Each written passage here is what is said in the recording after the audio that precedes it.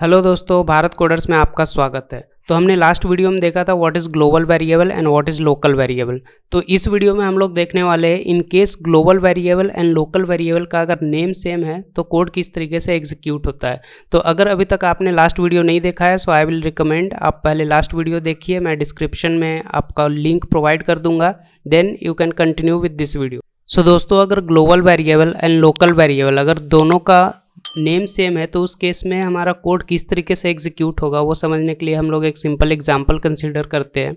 सो let say मैं एक global variable define करता हूँ var is equal to 500 and मैं एक फंक्शन डिफाइन करूँगा def myfun and myfun function के अंदर मैं एक लोकल वेरिएबल डिफाइन करूँगा var is equal to 100। Then I will print local variable comma var।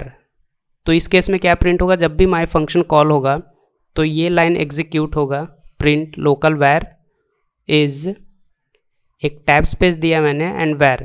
तो हमारा लोकल वेरिएबल var 100 है तो हमारा प्रिंट हो जाएगा local variable is 100। So myfun को मैं कॉल कर लेता हूँ एंड उसके बाहर एक और प्रिंट स्टेटमेंट लगा देता हूँ। सो global variable is backspace t comma var। तो जो फंक्शन के बाहर मैंने प्रिंट किया है ग्लोबल वेरिएबल इज़ var, तो ग्लोबल वेरिएबल का वैल्यू 500 है। सो पहले 100 प्रिंट होगा, local variable is 100 and global variable is 500।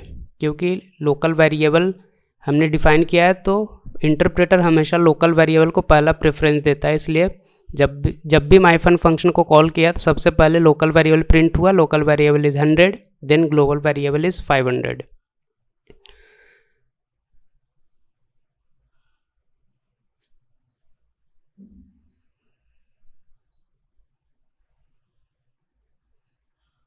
Now take another example.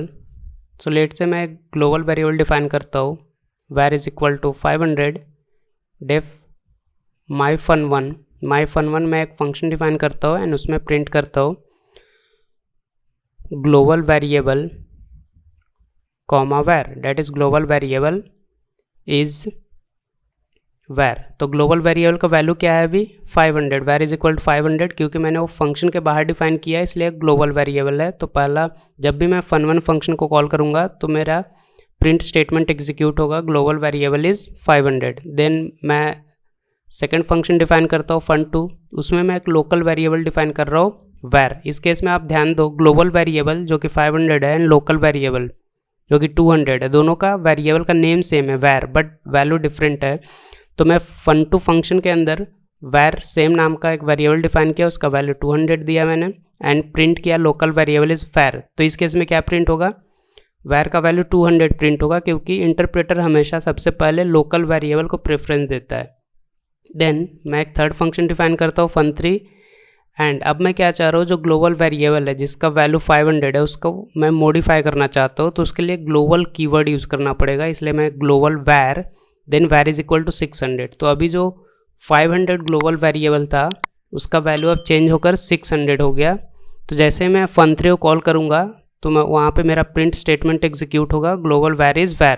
तो var का वैल्यू अभी क्या मिलेगा 600, 500 नहीं, अब ग्लोबल वेरिएबल का वैल्यू 600 चेंज हो चुका है क्योंकि मैं ग्लोबल कीवर्ड यूज़ कर रहा हूँ। देन मैं fun1 को कॉल कर रहा हूँ, fun2 को कॉल कर रहा हूँ, fun3 को कॉल कर रहा हूँ। तो जैसे fun1 को कॉल किया तो क्या एग्जीक्यूट होगा एंड उसके बाद मैं एक और प्रिंट स्टेटमेंट लगा देता हूँ तीनों फंक्शन को कॉल करने के बाद, एक ग्लोबल वेरिएबल इज़ var। तो जैसे मैं fun1 फंक्शन को कॉल किया तो क्या प्रिंट होगा, ग्लोबल वेरिएबल इज़ var। तो fun1 फंक्शन में जो ग्लोबल वेरिएबल इज़ var का वैल्यू क्या आएगा 500। ओके, देन मैं fun2 फंक्शन को कॉल कर रहा हूँ तो वहाँ पे क्योंकि एक लोकल वेरिएबल डिफाइन किया है 200, वेरिएबल नेम सेम है बट वैल्यू डिफरेंट है। तो हमारा जो इंटरप्रेटर है पाइथन इंटरप्रेटर हमेशा लोकल वेरिएबल को प्रेफरेंस देता है, इसलिए प्रिंट होगा local variable is 200। Then fun3 call किया, मैं ग्लोबल वेरिएबल का जो वैल्यू है 500 टू 600 चेंज कर रहा हूँ, तो यहाँ पे प्रिंट होगा global variable is 600। Then function तीनों फंक्शन कॉल होने के बाद एक और मैंने प्रिंट स्टेटमेंट लगाया ग्लोबल वेरिएबल इज़ var। तो var का वैल्यू क्या होगा 600 होगा। सो सबसे पहला स्टेटमेंट जो एग्जीक्यूट होगा global variable is var that is 500।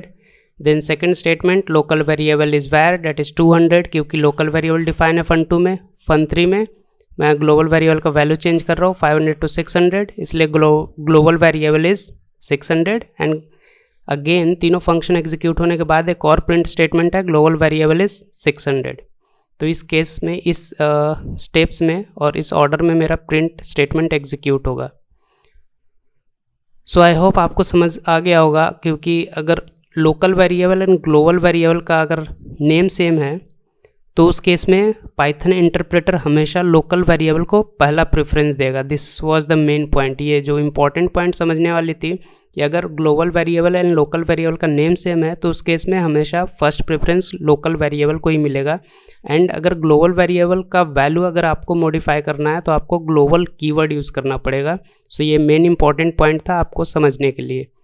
So I hope you like this video. So अगर आपको ये वीडियो पसंद आया है so don't forget to subscribe this channel, because on the daily basis मैं पाइथन के सारे टॉपिक्स कवर करने वाला हूँ। सो जैसे ही मैं वीडियो पोस्ट करता हूँ तो आपको सबसे पहले नोटिफिकेशन मिले, इसलिए आपको चैनल को सब्सक्राइब कर लेना है। एंड अगर अभी तक आपने लास्ट वीडियो नहीं देखा है जिसमें मैंने एक्सप्लेन किया था what is local variable and what is global variable, so मैं उसका डिस्क्रिप्शन में लिंक प्रोवाइड कर दूंगा, आप जाकर देख सकते हो। And I will highly recommend, please go and watch that video.